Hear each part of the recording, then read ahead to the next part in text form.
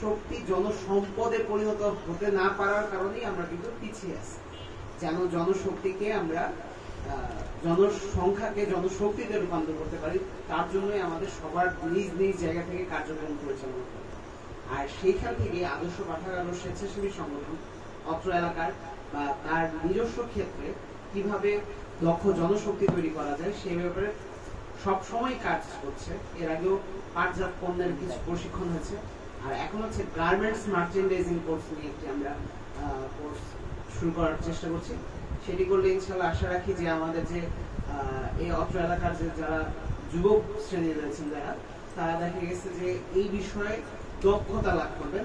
আমাদের কোর্স পরিচালক জনাব মোহাম্মদ নিজামুল হক ভাই আছেন, যিনি আপনাদেরকে এই বিষয়ে গুরুত্বপূর্ণ কিছু ধারণা দিবেন, বেসিক ধারণা দিবেন। যদিও এটি প্রায় 4 বছর ব্যাপী একটি কোর্স, কিন্তু এটি কিছু বেসিক ধারণাটা আপনারা পাবেন, যার ফলে দেখা গেছে গার্মেন্টস মার্চেন্ডাইজিং এ আপনারা ভবিষ্যতে যেই সব বড় বড় প্রতিষ্ঠান রয়েছে গার্মেন্টসে, সেগুলোতে গিয়ে দেখা গেছে আপনাদের দক্ষতার মাধ্যমে শুরুতে অন্তত বেসিক এন্ট্রি লেভেলের কিছু জব আপনারা পেতে পারেন।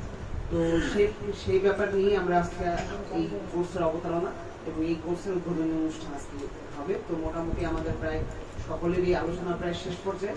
এখন এই পর্যায়ে হচ্ছে আমি আজকে আমাদের এই অনুষ্ঠানের প্রধান অতিথি প্রকৌশলী Mohammad Saidur Rahman, textile engineering division আইইবির ভাইস চেয়ারম্যান, তাকে কিছু বলার জন্য অনুরোধ জানাচ্ছি। ধন্যবাদ। আমি দীর্ঘদিন ধরে টেক্সটাইল ইঞ্জিনিয়ারিং এ প্রথম টেক্সটাইল যখন ডিগ্রি কোর্স চালু করে তখনই ভর্তি হই।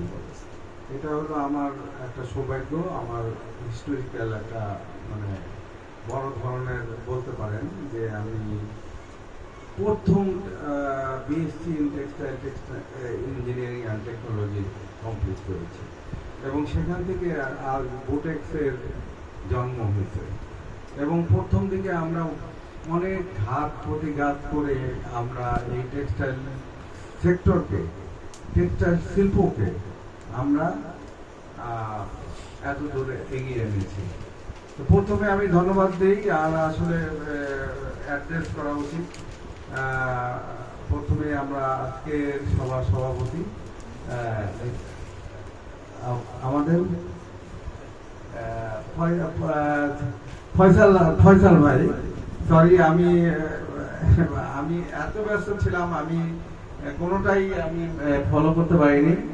তারপর আমাকে নিজাম যেভাবে আমাকে ইয়া করছে, ছোট ভাই আমাদের, তো আমি খুবই গর্বিত যে আমাকে এই অনুষ্ঠানে আসার জন্য বারবার অনুরোধ করেছে। আমি বলেছি আমি আসবো, কিন্তু আমার 30 তারিখ পর্যন্ত আইবি মেম্বারশিপ করার জন্য যে আমার যে ভূমিকা, সেই ভূমিকায় আমি ভাইস চেয়ারম্যান হিসাবে আমার একটা বিশাল দায়িত্ব। আমি ওখানকার ভাইস চেয়ারম্যান না, শুধু আমি ওই পুরা